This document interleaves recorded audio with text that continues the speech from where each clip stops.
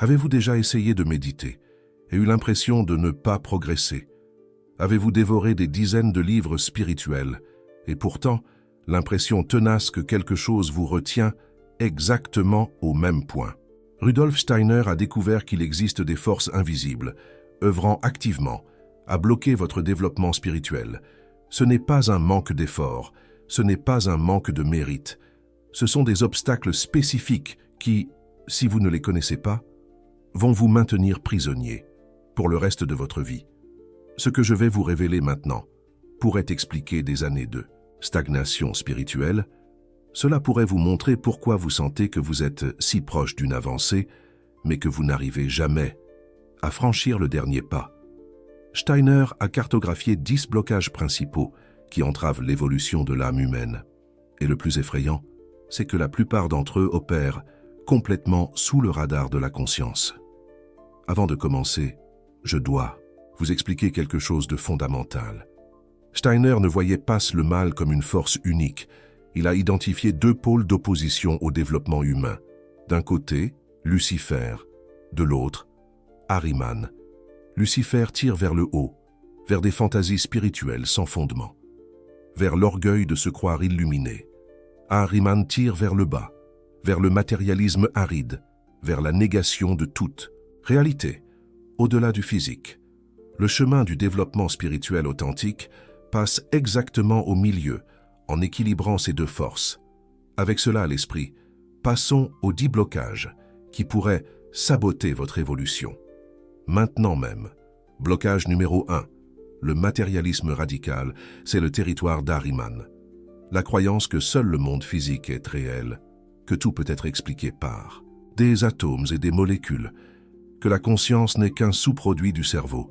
Steiner insistait sur le fait qu'Ahriman est la force qui rend l'homme sec, prosaïque, philistin, qui ossifie et apporte la superstition du matérialisme. Oui, Steiner appelait le matérialisme une superstition, parce que croire que la réalité se limite à ce que nous pouvons mesurer est aussi irrationnel que n'importe quelle croyance magique.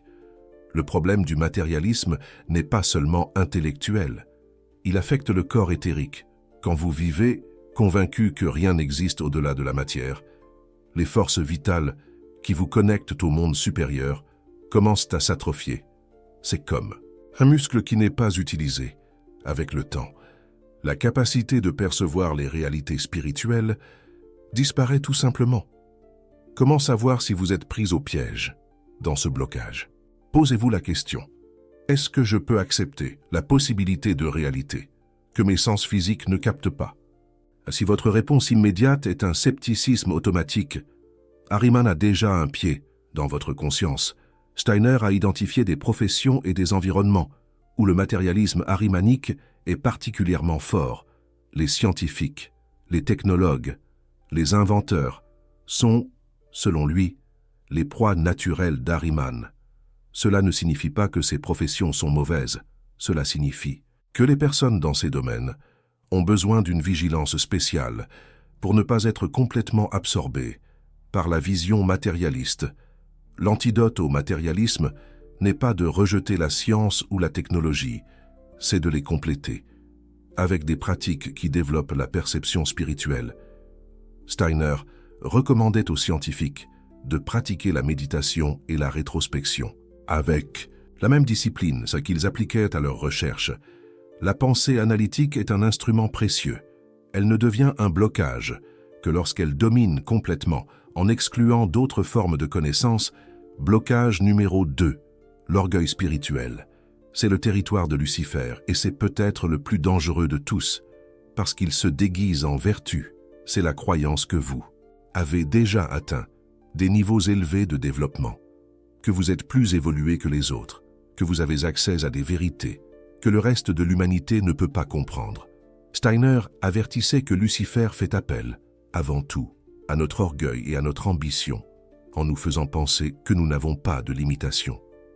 Lucifer veut que vous vous sentiez spécial, élu, au-dessus d'eux, la masse.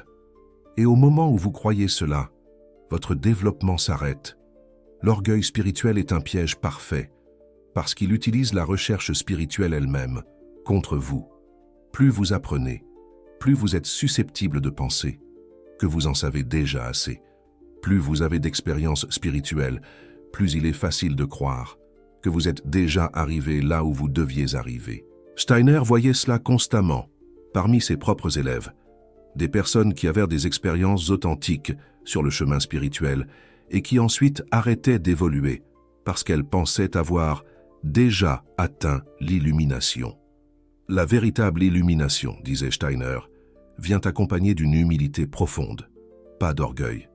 Il existe un test simple pour détecter l'orgueil spirituel. Observez votre réaction quand quelqu'un n'est pas d'accord avec vos opinions spirituelles.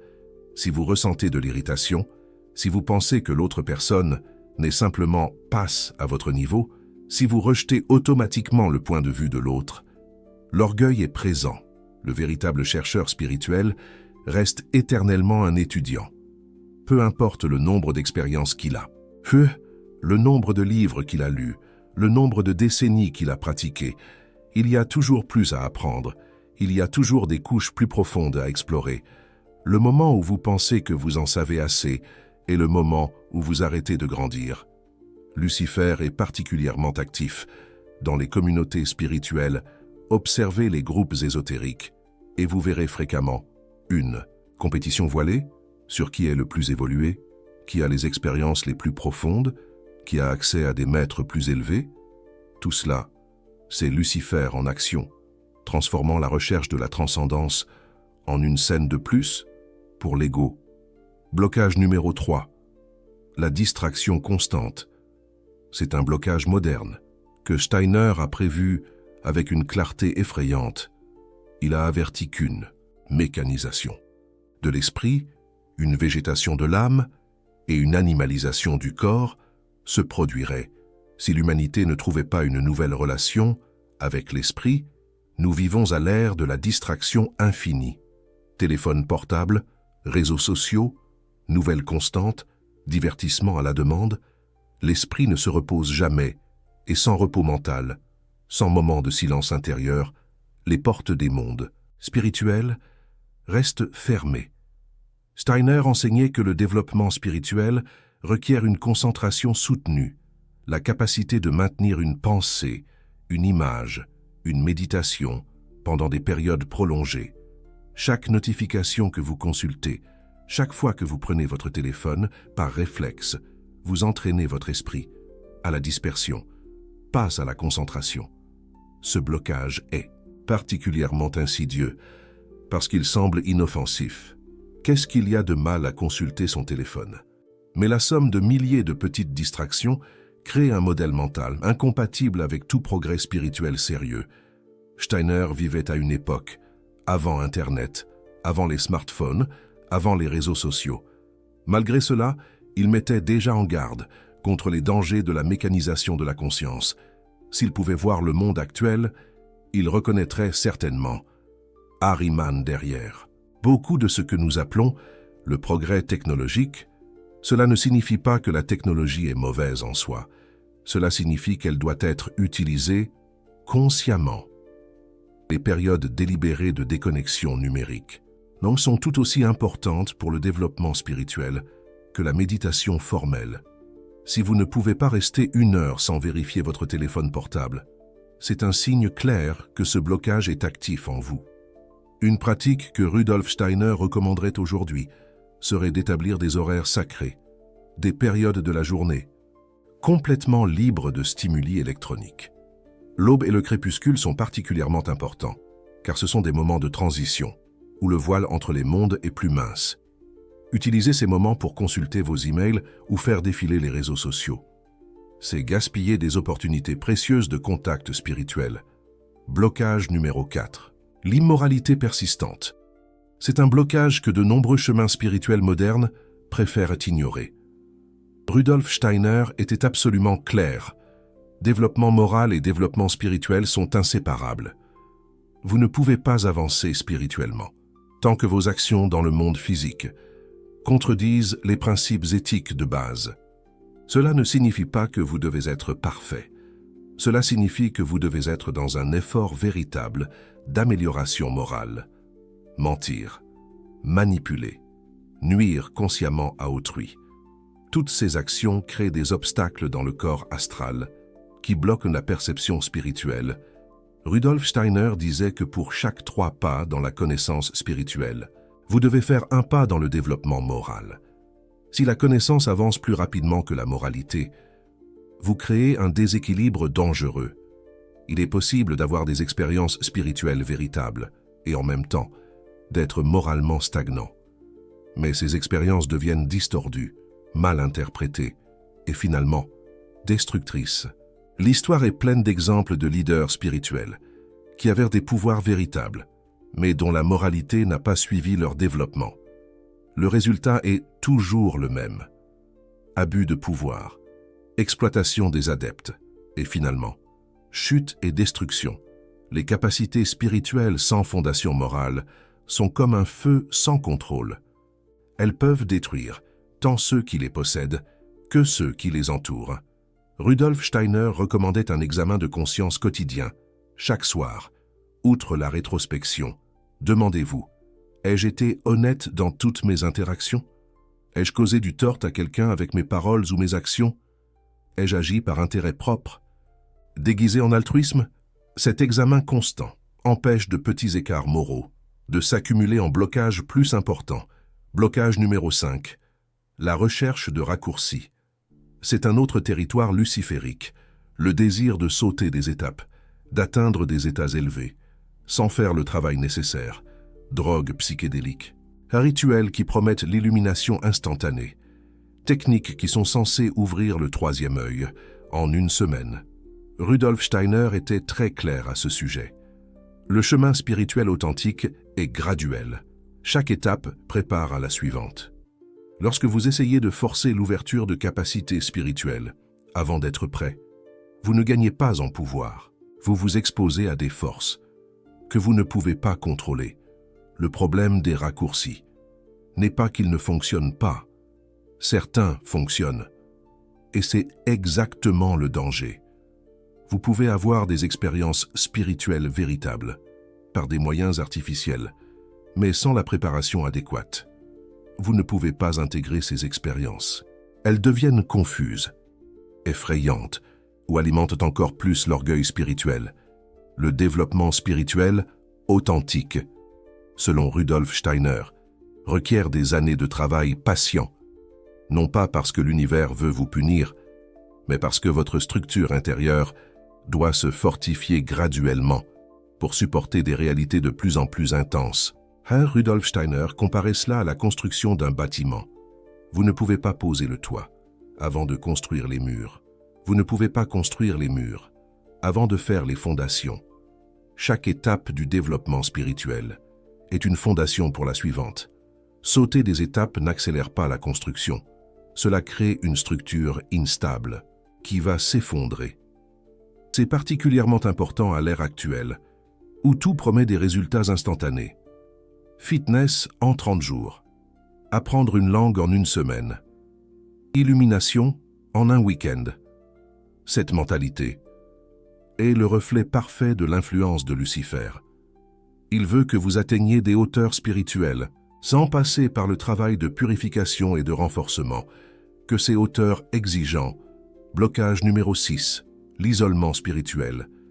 Cela peut sembler contradictoire, mais Rudolf Steiner mettait en garde contre le développement spirituel complètement solitaire. Il reconnaissait que des périodes de solitude sont nécessaires et même bénéfiques, mais l'isolement permanent, le refus de partager le chemin avec les autres, crée des problèmes sérieux. La raison est que, sans miroirs externes, sans autre personne pour refléter vos failles et vos distorsions, il est très facile de tomber dans l'orgueil spirituel sans s'en rendre compte. Vous créez votre propre bulle de réalité, où tout ce que vous pensez est correct, parce qu'il n'y a personne pour remettre en question. Rudolf Steiner a organisé la société anthroposophique, exactement pour cette raison. Non pas parce que le développement spirituel requiert une organisation formelle, mais parce que l'échange avec d'autres chercheurs, la confrontation de perspectives, le soutien mutuel, tout cela accélère le développement et protège contre les dérives. Blocage numéro 7. La discrimination basée sur les apparences. Cela peut surprendre beaucoup, mais Rudolf Steiner était absolument clair et constant. Il s'opposait à tout traitement différencié, basé sur la race, le genre, l'ethnie ou la religion, et il identifiait cette tendance à discriminer sur la base de caractéristiques externes, comme un obstacle sérieux au développement spirituel. Pourquoi cela bloque-t-il le développement? Parce que l'évolution spirituelle requiert la capacité de voir au-delà des formes externes, voir l'étincelle divine dans chaque être humain, indépendamment de son apparence. Lorsque vous jugez les gens par la couleur de peau, la nationalité ou toute autre caractéristique externe, vous entraînez votre perception à rester à la surface, et la perception spirituelle requiert exactement l'opposé. Rudolf Steiner était un critique vociférant de l'eugénisme, qui était populaire à son époque. Il voyait toute tentative de classer les êtres humains par des caractéristiques externes, comme un retour en arrière spirituel profond. Blocage numéro 8, la peur de l'inconnu. Ce blocage travaille de manière subtile. C'est la peur qui surgit lorsque vous commencez à percevoir que la réalité est beaucoup plus grande et plus étrange que vous ne l'imaginiez, et lorsque des expériences spirituelles véritables commencent à se produire. Beaucoup de personnes reculent par peur. Rudolf Steiner a observé que cette peur est l'une des principales raisons pour lesquelles les personnes qui commencent le chemin spirituel abandonnent. Elles ont un aperçu de réalité supérieure et sont effrayées. Elles préfèrent revenir au confort du monde connu, même s'il est limité. Le problème est que, une fois que vous commencez à ouvrir des portes spirituelles, vous ne pouvez pas simplement les fermer et faire semblant que rien ne s'est passé. La peur ne fait pas disparaître les réalités spirituelles, elle empêche seulement que vous les affrontiez, avec conscience et préparation. Steiner recommandait à l'étudiant spirituel de cultiver le courage comme une vertu fondamentale, non pas le courage téméraire qui ignore le danger, mais le courage conscient qui reconnaît l'inconnu et avance quoi qu'il arrive. Il y a une raison spirituelle profonde à cette peur. Quand vous commencez à percevoir des réalités supérieures, vous commencez aussi à percevoir votre propre état intérieur avec plus de clarté. Et souvent, ce que vous voyez n'est pas beau. Des ombres, des tendances destructrices, des impulsions que vous préféreriez ne pas reconnaître. La peur de l'inconnu extérieur est souvent la peur de l'inconnu intérieur. Steiner enseignait qu'affronter cette peur est une partie essentielle du chemin. Il n'y a pas de développement spirituel véritable sans confronter ses propres ombres. La différence est qu'avec les pratiques correctes, vous le faites de manière graduelle et soutenue, au lieu d'être surpris par des révélations que vous ne pouvez pas traiter. L'antidote à la peur est la confiance dans le processus. Confiance que les forces spirituelles qui guident votre développement ne vont pas vous exposer à plus que vous ne pouvez supporter. Confiance que chaque défi apporte avec lui les ressources nécessaires pour le surmonter. Cette confiance n'est pas aveugle. Elle est construite à travers des expériences répétées de traverser des peurs et d'émerger plus fort de l'autre côté. Blocage numéro 9. L'intellectualisation excessive. C'est un blocage particulièrement courant chez les personnes éduquées et intelligentes. La tendance à transformer toute connaissance spirituelle en concepts abstraits, théories, systèmes mentaux, lire beaucoup et pratiquer peu. Steiner mettait en garde contre ce qu'il appelait la surintellectualisation. Harriman adore quand vous transformez le chemin spirituel en un exercice purement mental, parce que pendant que vous discutez de théories, catégorisez des expériences, débattez de concepts, vous ne pratiquez pas vraiment. La connaissance spirituelle, selon Steiner, doit descendre de la tête au cœur. Elle doit devenir expérience vécue, pas seulement information stockée. Vous pouvez connaître parfaitement la théorie des septénaires, des hiérarchies spirituelles, des corps subtils, et pourtant être complètement stagnant si cette connaissance ne s'est jamais transformée en pratique réelle. C'est comme connaître les règles du jeu d'échecs sans jamais jouer une partie. Steiner distinguait entre connaissance morte et connaissance vivante. Connaissance morte est information qui reste dans l'esprit comme concept abstrait. Connaissance vivante est sagesse qui a transformé la personne, qui se manifeste dans chaque action, chaque pensée, chaque sentiment. Le test est simple. Votre connaissance spirituelle a-t-elle changé la façon dont vous vivez? A-t-elle changé la façon dont vous traitez les autres? A-t-elle changé la façon dont vous affrontez les difficultés? Si vous pouvez répondre oui à ces questions, votre connaissance est vivante. Si la réponse est non, vous êtes piégé dans l'intellectualisation. C'est un peu comme la différence entre lire un livre sur la natation et sauter dans la piscine. La pratique de Steiner pour surmonter ce blocage est de se concentrer sur un seul enseignement à la fois et de le pratiquer exhaustivement avant de passer au prochain. Ne collectionnez pas d'informations spirituelles comme si elles étaient des trophées. Chaque enseignement est une graine qui doit être plantée, arrosée, cultivée jusqu'à donner des fruits. Seulement alors vous êtes prêt pour la prochaine graine. Blocage numéro 10. La négation du corps physique. Cela peut sembler contradictoire dans un contexte spirituel, mais Steiner était très clair. Nier ou mépriser le corps physique est une erreur luciférienne classique. Lucifer veut que vous vous échappiez vers des royaumes spirituels avant de compléter votre travail sur Terre. Le corps physique, dans la vision de Steiner, est un instrument sacré. Il a été construit au cours de millénaires d'évolution, spécifiquement pour servir de véhicule à l'âme dans cette incarnation. Le maltraiter, l'ignorer ou le mépriser n'est pas spiritualité.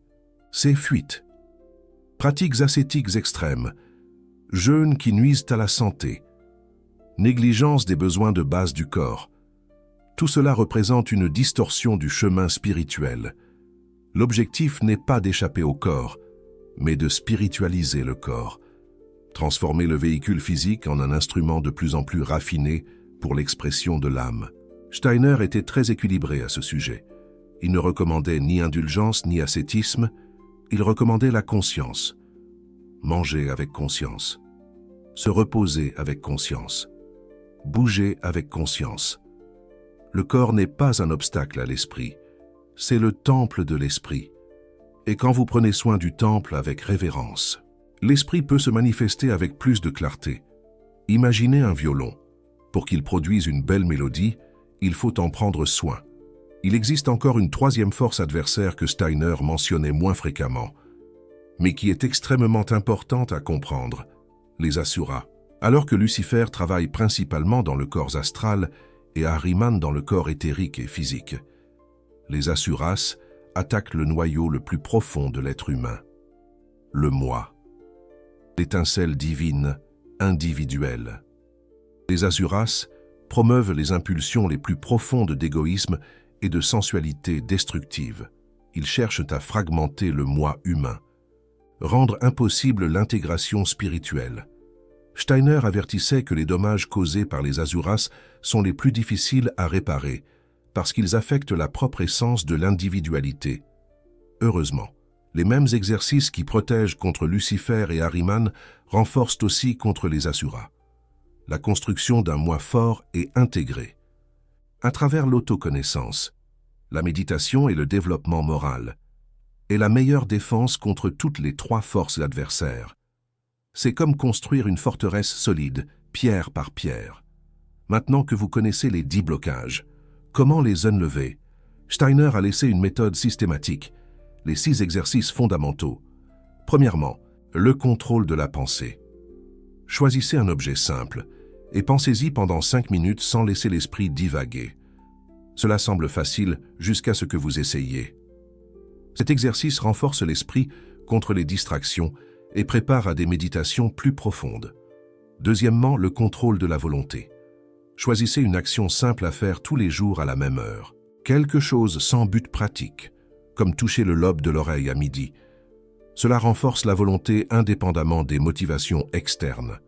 Troisièmement, l'équanimité. Observez vos réactions émotionnelles tout au long de la journée.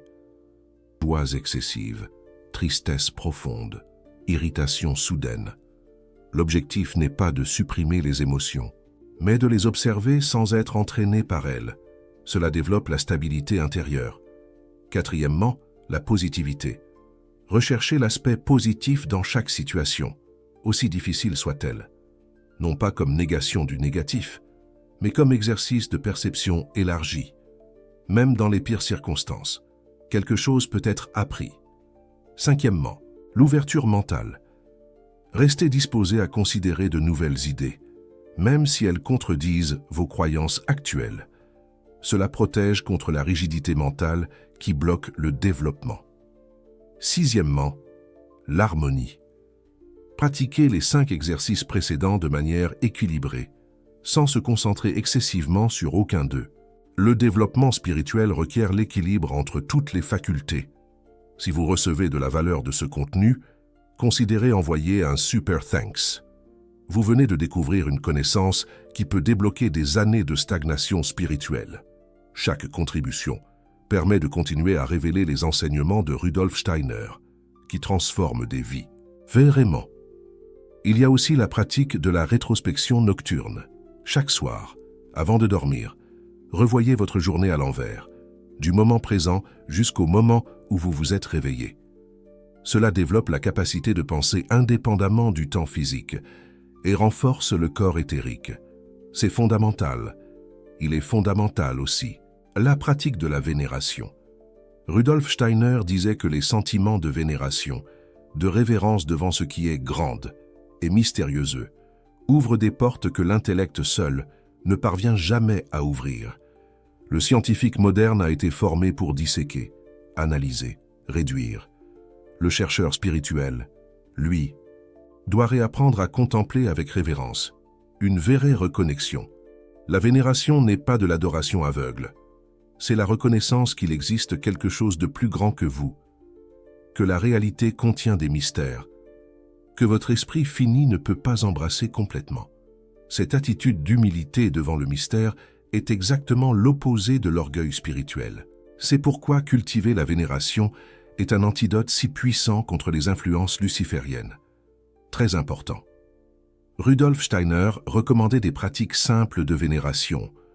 Contempler un lever ou un coucher de soleil dans un silence révérent. Observer une plante qui grandit avec une attention dévote. Lire des textes sacrés, non pas pour extraire des informations, mais pour absorber la sagesse avec gratitude. N'importe quelle activité peut devenir un exercice de vénération, quand elle est faite avec l'attitude intérieure correcte. Une attitude positive. Une autre pratique essentielle est celle de la pensée vivante, que Rudolf Steiner appelait michaélique. Développer une pensée qui est à la fois claire et moralement saine, non seulement logique, mais connectée au cœur. Ce type de pensée est la meilleure arme contre Ahriman, qui veut une pensée purement mécanique, déconnectée de valeurs et de sentiments. Une pensée holistique. Je veux vous raconter une histoire qui illustre l'importance d'identifier les blocages spécifiques. Un homme de 45 ans est arrivé à Dornach, frustré. Il pratiquait la méditation depuis 20 ans, avait lu toute l'œuvre de Rudolf Steiner, fréquentait des groupes d'études régulièrement, mais il sentait qu'il n'évoluait pas. Une évolution spirituelle. Quand on lui a conseillé de faire une auto-investigation honnête, il a découvert que son blocage principal était l'orgueil spirituel. Il se considérait comme plus avancé que les autres membres du groupe. Il pensait qu'il en savait déjà assez. Sa méditation était devenue une routine mécanique, parce qu'il ne croyait pas qu'il avait besoin de plus de développement. Une véritable prise de conscience. Le moment de bascule s'est produit quand il a réussi à voir cette distorsion en lui-même. Ça n'a pas été facile. L'orgueil spirituel a une capacité spéciale à se cacher. Mais une fois identifié, il peut être travaillé. Après un an d'efforts conscients pour cultiver une humilité génuine, il a rapporté des avancées qu'il n'avait pas expérimentées dans les 2 décennies précédentes. C'est possible. Cela nous amène à un point crucial. Identifier le blocage, c'est la moitié de la bataille. L'autre moitié, c'est travailler consistamment pour le supprimer. Il ne suffit pas de savoir que vous avez tendance au matérialisme, ou à l'orgueil, ou à la distraction.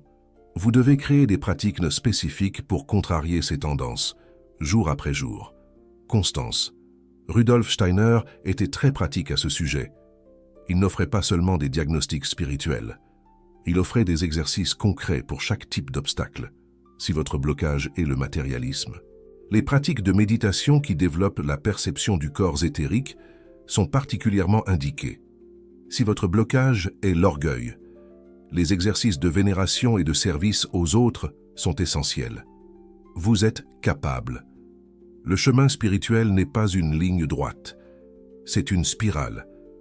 Vous allez rencontrer les mêmes obstacles, répétitivement, mais chaque fois à un niveau plus profond. Le matérialisme que vous avez surmonté au niveau intellectuel peut réapparaître au niveau émotionnel. L'orgueil que vous avez vaincu dans un domaine peut ressurgir dans un autre. Attention, c'est pourquoi la vigilance constante est nécessaire, pas une vigilance anxieuse ou paranoïaque, mais une observation tranquille et honnête de soi-même. Les exercices de Rudolf Steiner développent exactement cette capacité. Avec le temps, vous devenez capable de percevoir des tendances destructrices, avant qu'elles ne se manifestent complètement. Une introspection essentielle. Il est important aussi de comprendre que Lucifer et Ahriman ne sont pas purement négatifs. Rudolf Steiner voyait ces forces comme nécessaires à l'évolution humaine. Lucifer a apporté la liberté, la capacité de se tromper et d'apprendre. Ahriman a apporté l'intelligence analytique, la capacité de comprendre le monde matériel. Le problème n'est pas l'existence de ces forces, mais le déséquilibre. Équilibre. Le chemin du Christ cosmique, dans la terminologie de Rudolf Steiner, est de trouver l'équilibre entre les deux extrêmes. Ni la fantaisie spirituelle déconnectée de la réalité, ni le matérialisme qui nie toute transcendance. Le vrai développement spirituel intègre les deux polarités, dans une synthèse supérieure. La synthèse. Rudolf Steiner utilisait l'image de la balance pour expliquer cela. Lucifer et Ahriman sont les deux plateaux de la balance. L'être humain est le fléau, qui doit maintenir l'équilibre. Quand vous penchez trop d'un côté, vous perdez la stabilité.